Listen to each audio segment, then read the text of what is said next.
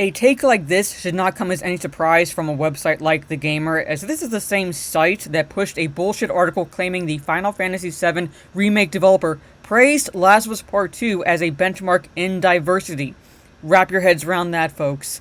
Hello, this is Mara Jade, and I'm back with another video, and this new gem from The Gamer is entitled, "The Games Industry Can't Grow While the Hangover of Auteurism Lingers." As long as the concept of the video game auteur remains, the industry's male-dominated history will continue to harm marginalized developers.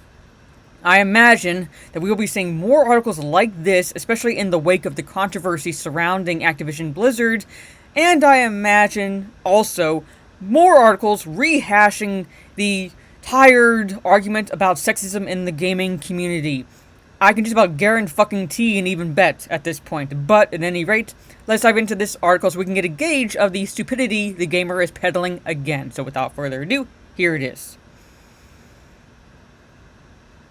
I want women to not have to fear retaliation from a powerful auteur figure for speaking up, one ex-Fulbright dev told Polygon in the recent report on the studio's toxic workplace culture. Anyone who uses toxic unironically should really be taken with a huge grain of salt.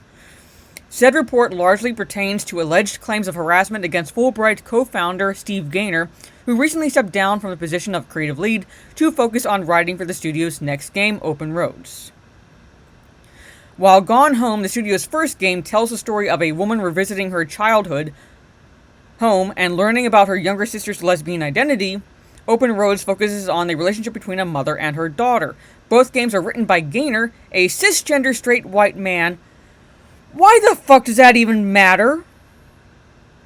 Why the fuck does his sexuality, skin color, or gender even fucking matter? If he's telling a good story, now granted I haven't played the first game and chances are I'm not going to be playing this game, who fucking cares who's writing the story as long as it's good? Why did you have to point that out?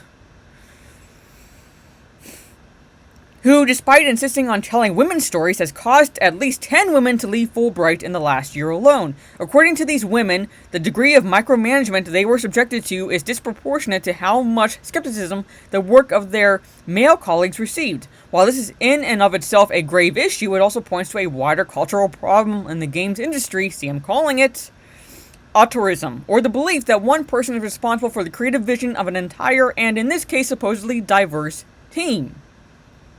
This is a he said, she said scenario, but the author is automatically taking the side of the women because hashtag believe all women, not hashtag believe facts. That's where I am. I believe facts. Now, if this actually demonstrates to be true, then yes, he's an asshole. But I'm not going to believe anybody who lobs any accusations at anyone without any definitive proof. But this author is ready to believe it, and he's ready to paint it as an issue, a cultural issue, across the spectrum in the gaming industry.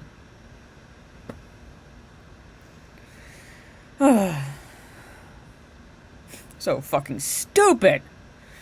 Jessica Howard recently spoke to a similar issue for Paste magazine, importantly noting that the games industry co-option of the term director's cut only reinforces what is already a misrepresented and frankly toxic depiction of how games are made. Again, using that fucking word unironically. While Sucker Punch doesn't necessarily have a face of the company figure for Ghost of Tsushima, Hideo Kojima, whose infamous Twitter bio purports that he is 70% made of movies, certainly sees things differently. For the sake of transparency, I wrote in favor of the Death Stranding director's cut not that long ago. I like Kojima, although I can see that the way Kojima Productions centers itself around him, right down to the name, well yeah, right down to the fucking name, Kojima,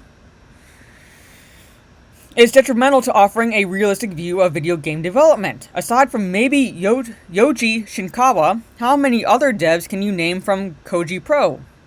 How many other devs can you fucking name? Unless you're invested in a particular game and you're following every detail to the fucking letter, I would argue that you could go to anyone, gamer or other, especially in the community, say, hey, can you name any devs from this place? Most times they probably couldn't, unless they are following it closely. But, because to them, as long as the game is good, that's what matters. And if the game is good, they praise the devs. They look into it and go, oh, that person made it, and that person made it, and that person made it. Okay, I'd like to thank those people. Or if the game fucking sucks, that person, they fucking suck. That's when they start paying attention to the devs. They're not really invested into the culture in the gaming community, at least until now, when you have hacktivists posing as developers and gamers to push their politics where they don't fucking belong. That's why we're now currently paying attention to this. It used to be just simply, hey, I'm looking forward to a game. Is it good or not? Is the story good or not? Is the gameplay good or not? Is the graphics good or not? That's what it used to fucking matter. But no, you're making all about the socio-political agendas now. And now that you're doing that, I'm saying you, as a whole, the gaming industry, who is kowtowing to a vocal minority, a very vocal minority who really never played games to begin with, now we're seeing this shit. Please don't take this as I'm defending the companies themselves. Far be it from me to do that. Like I said, I believe facts. And from what I'm seeing, I think both sides are equally to blame in this point. Both sides have assholes on it. But at the same time, I'm waiting for facts to come out to show one side is worse than the other. But you guys are ready to paint entirely one side as the devil and the other side as the saints. Both sides have shit players. Moving on. Can you name a single woman who works there? Who fucking cares? Remember that these are the devs who wrote Quiet and MGS5, Metal Gear Solid 5, a woman who will literally die if she wears clothes. Okay, again, who fucking cares? Kojima is undoubtedly the worst offender in terms of portraying himself as an auteur. He's the auteur-in-chief of an industry already obsessed with auteurism. Well, Kojima, do you fucking blame him? While the repeated instances of directed by Hideo Kojima throughout his games often become the subject of memes, they are seriously harmful when considered from a wider industry perspective. Likewise, people who often associate The Last of Us Part 2 with Neil Druckmann, fuck Naughty Dog, failing to realize it was co-written by Westworld and Snowpiercer writer Hallie Gross. Oh no, we realize that. We realize that, for those of us who were falsely copyright struck. Not to mention, 2,000 devs worked on the game. Yeah, we know it's not just one fucking person doing it. We know it's a team. We know it's a team. But it was Neil Druckmann's vision. It was Hallie Gross's vision. So that's where the fucking focus is going to be. That's who's going to take credit. If it's the person's vision, that's where we're going to either praise or blame. Cory Barlog, despite being probably the most vocally supportive AAA director of recognizing video games as collaborative, unwieldy projects that only survive because of the teams behind them, is synonymous with God of War to the majority of people who do not consciously immerse themselves in the games industry. Was that even fucking English? David Cage has been at the center of fuck-up after fuck-up at Quantic Dream, which successfully won its case to throw out a lawsuit alleging the toleration of sexual harassment in the workplace back in 2018. Peter Molyneux has been accused of being a pathological liar who tends to overpromise and underdeliver. People still credit him for Fable, despite a Wireframe report clearly highlighting that Fable was largely the product of Ian Lovett and the Carter brothers. Even icons like Fumito Ueda, Tatsui Nomura, Yoko Taro, Naoki Yoshida, and Shigeru Miyamoto work as part of extraordinarily large teams in order to make your favorite games a reality. Not one single person, living or dead, is the video game equivalent of Stanley Kubrick, Akira Kurosawa, or Andrei Tarkovsky. Yet this pervasive presence of auteurism, this hangover from what should but is evidently not a bygone era of male-dominated game development there fucking is, continues to perpetuate systemic harassment in the industry. Despite the fact that every modern job listing touts diversity as a core tenet of its respective company, reports of harassment almost always targeted directly at marginalized people, which is kind of suspect sometimes because in a hypersensitive society now, in the throes of identity politics, yeah, people are sometimes going to use that as leverage to paint themselves as victims. So, I don't believe any fucking person, regardless of the side they're on. In this case, but again, you're firmly taking one side and trying to paint the other as the devil in this situation. Are not only commonplace, but worryingly so. In the last 2 weeks alone, the government lawsuit filed against Activision Blizzard has revealed horrific and dehumanizing accounts of misogyny, sexual harassment, and systemic racism. All of these issues were, until now, swept under the rug by rosters of predominantly male members of the games industry old guard. Again, I can't beat this dead horse enough. I'm not taking either side in this case. Am I defending Activision Blizzard? Fuck no. Fuck no. They have assholes running that company. But it doesn't necessarily mean that those assholes are guilty of what they're being accused of.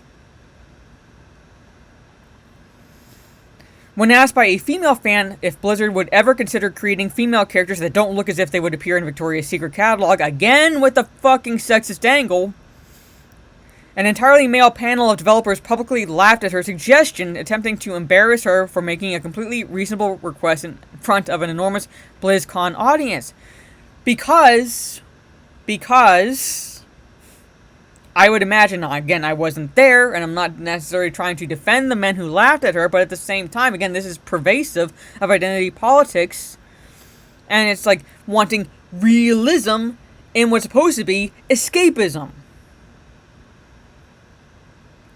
Again, I don't fucking care what the characters look like so long as the story is good, particularly with a story-based game. If it's a fighting game, I want the graphics to look good. I want the gameplay to mesh.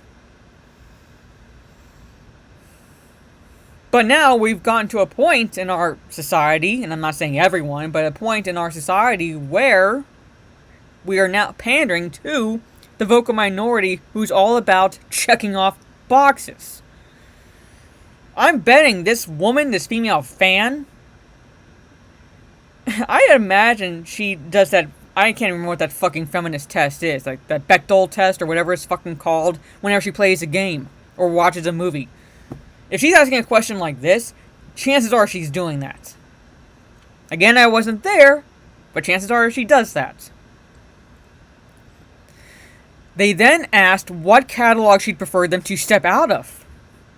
Probably a fucking joke, because who would ask that question seriously? No sane person would ask that question seriously. Not one of the reports on workplace misconduct against female developers is singular, and yet too often they are laser focused on instead of being considered in tandem with every prior and subsequent report of the same abuse and toxicity. This again is compounded by the concept of authorship. The man in charge calls the shots even when the shots in question have nothing to do with the man's perspective. Even though Naughty Dog was once run by a fucking woman, the woman Neil Druckmann pushed out, Amy Hennig, she was one of the ones running Naughty Dog.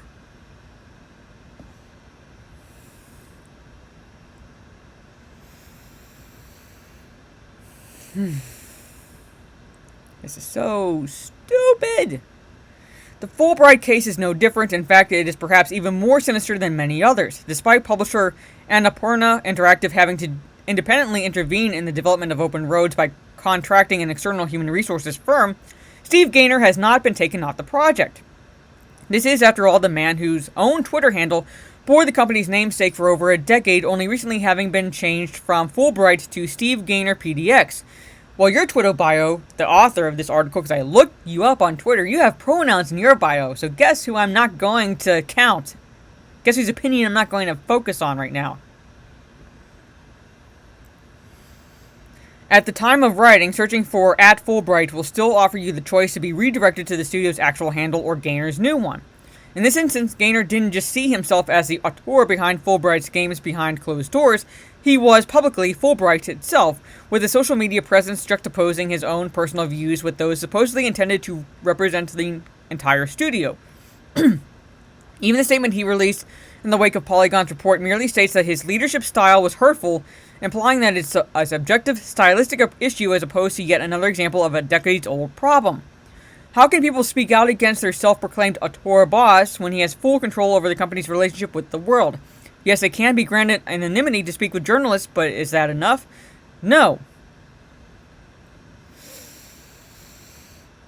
The issue here lies solely with the auteuristic hangover from 90s and early 2000s game development. Magazines may not feature sexualized shots of Lara Croft on the front cover anymore, but away from the public eye, the same problems persist. If anything, they are becoming even more insidious because of the omnipresent gaslighting articulated to the world via social media. In the eyes of many fans, the auteur is not just the fact of the company. They, read he, are the company itself, made infallible and immaculate by the games it makes. No one is infallible. No one is fucking infallible, no matter who is running the company. If it was a woman in charge, she would be just as to blame. She would be just as to blame. Actually, I'll take that back.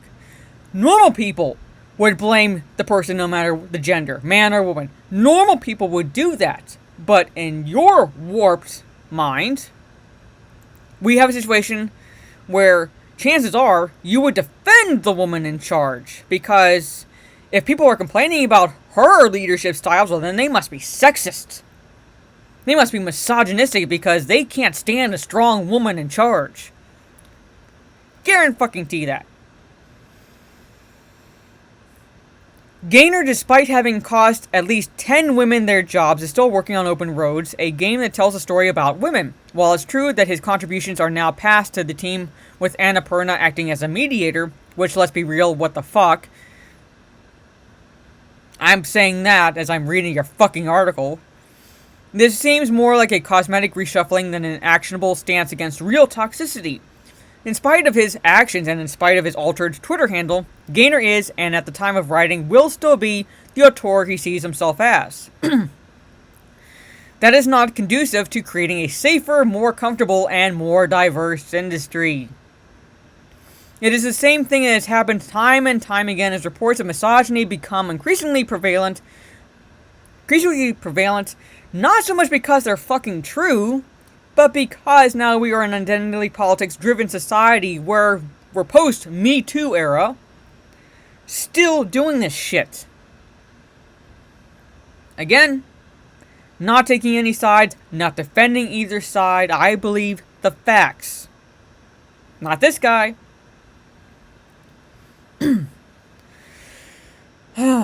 By that metric, things are getting worse, not better. If things are to change, we need to reckon with the problematic nature of games' male-dominated history repeatedly rearing its head. We need to reckon with auteurs if we want to see true equality across diverse teams, and once and for all put an end to the currently necessary assembly line of misconduct reports that, as almost always, come at the expense of women working in an industry that continually attempts to kick them out of it. That is the article. Holy fucking bullshit. Alright. To kind of play devil's advocate just ever so slightly. If it's actually a team coming up with the game, and I'm talking about story, if need be, the gameplay, the characters, everything about the game. If it's a team and one person is taking credit for that, well then call that asshole out, man or woman, call them out. If it's actually a team effort. However, most times, it's the vision of one person who brings an idea to the company. Hey, I want to do this game. Here's my story. Here's what I'd like to do. And then a creative team is assembled around that. So guess what? The person who had the idea to begin with, again, man or woman, is going to take the lion's share of credit. And I don't fucking blame that person, man or woman, because that's his or her idea. But you're making this all about sexism in the gaming industry, misogyny in the gaming industry, the boys club, the he-man woman haters club, the no-ma'am society of the gaming industry. We're going to be seeing more articles like this. I can guarantee it. We're going to be seeing also rehashing, like I said earlier at the beginning of this video, of articles claiming rampant sexism towards female gamers in the gaming community. I can just about guarantee it, especially with all this shit happening right now. But at any rate, let me know your thoughts down in the comments below. Do you agree with this article? Do you disagree with this article? any games you might be looking forward to, no matter what developer they are from. I'm currently looking forward to Back 4 Blood because it's supposed to be the spiritual successor to Left 4 Dead. I'm waiting for the open beta next week, so I'll be playing that. Also looking forward to Halo Infinite. I'm going to have to figure out a way to play that. Might have to break down and buy a new Xbox if I can get my hands on one, so we'll see. But let me know all that down in the comments. If you like this video, leave a thumbs up, share on social media if you will. This is Mario Jade. Catch you on my Twitch channel tonight, Jade_Fire. Going to be streaming ever since I got Streamlabs to start working again. I don't know what game I'm going to play. I'll make up my mind a little bit later and then surprise everyone. So look for that if you follow me on Twitch. And give me a follow there if you like what you see. So again, like, share, subscribe. Catch you on the dark side. And fuck the gamer.